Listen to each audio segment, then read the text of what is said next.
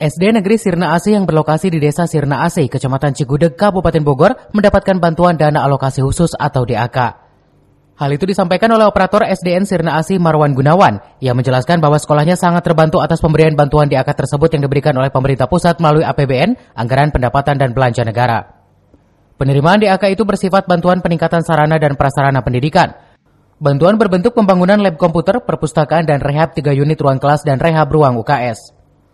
Ia menyebut kalau SDN Sirna Asih ada sebanyak 186 peserta didik sehingga hal itu dapat memberikan kenyamanan dan keamanan saat proses kegiatan belajar mengajar atau KBM.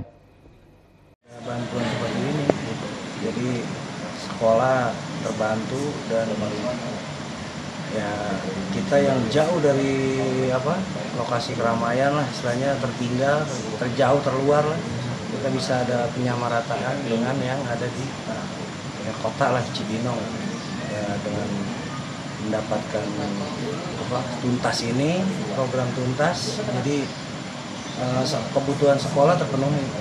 Ya walaupun tidak hampir semua ya 100% terpenuhi, tapi minimal ada penyamarataan pendidikan di daerah. Dari Kabupaten Bogor, Cevi Suryadi melaporkan.